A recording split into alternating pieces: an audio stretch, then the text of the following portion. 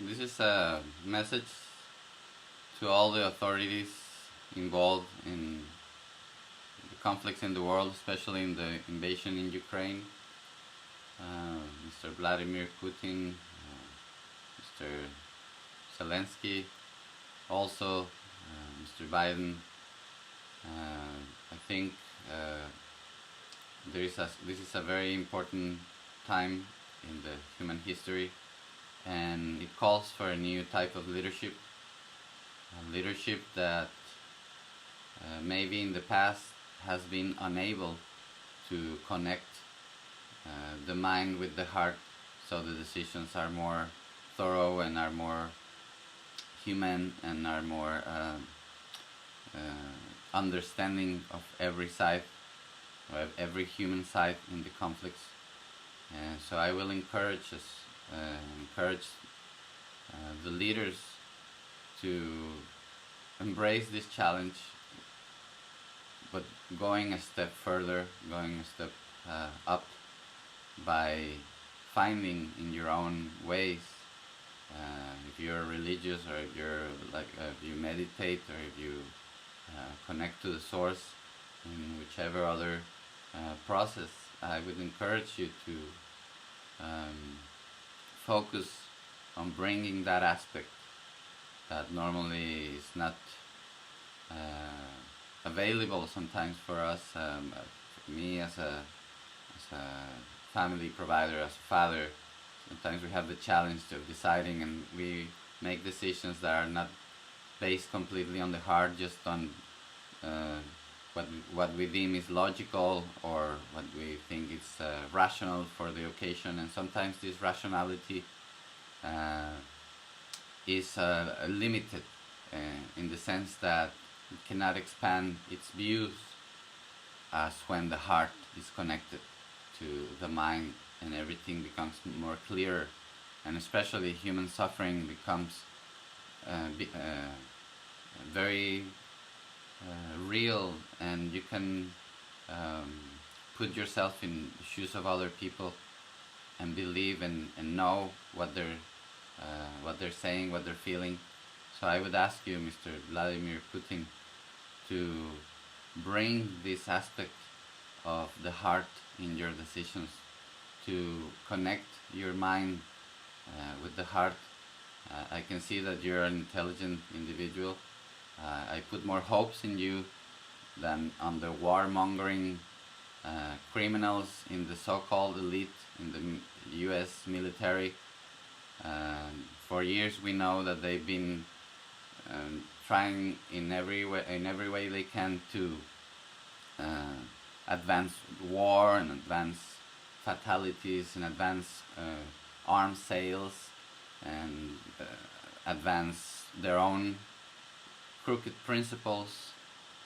And I know that the NATO forces have not been responsible enough with what is not a true leadership from the United States, and it has become very dangerous for Russia in the circle, or in the advancement of the NATO agenda, closer and closer to Russia.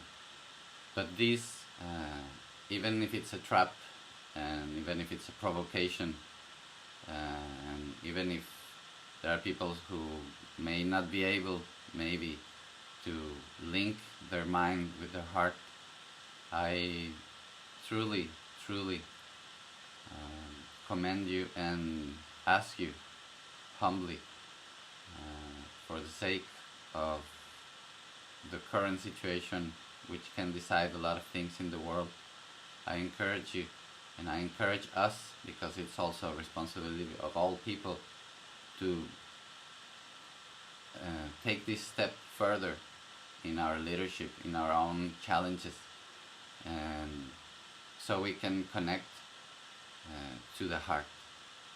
And religious people have been doing this by through prayers and different processes that can pacify the mind and bring it closer to the heart.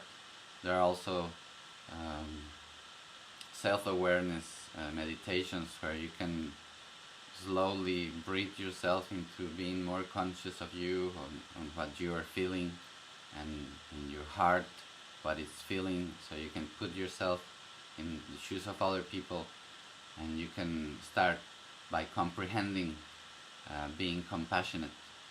Sometimes, and many times in our lives, this does not happen because we are a sort of automatic pilot going on in our minds, thinking that we are deciding correctly, or that we have every aspect before us so we can take the right decisions. But sometimes this is not the case, because the heart is so important, and it's so vital in this moment.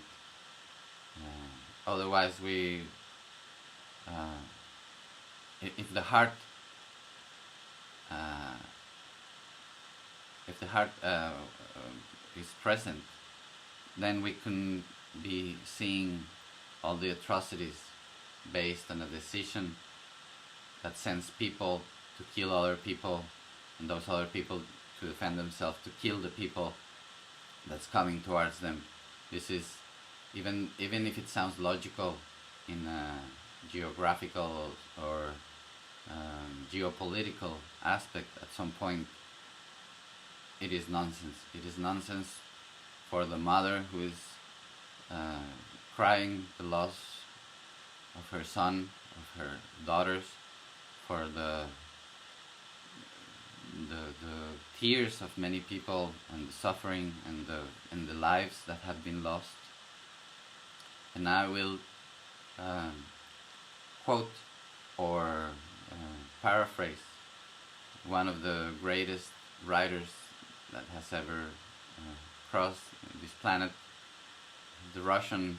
I'm sorry for my, I don't know how to pronounce it, but I admire him dearly. Fyodor Dostoevsky. In Brothers Karamazov, there is a very important passage where Ivan, one of the brothers, says that the tears of only one children, cannot be shed, or in other words, the harmony. If harmony in the world or in any situation needs the tears of a children, then it's not true harmony. So I encourage you to dwell on this passage and understand that even if only a child was crying or lost in this invasion, it's not correct. It's not the way humanity and divinity has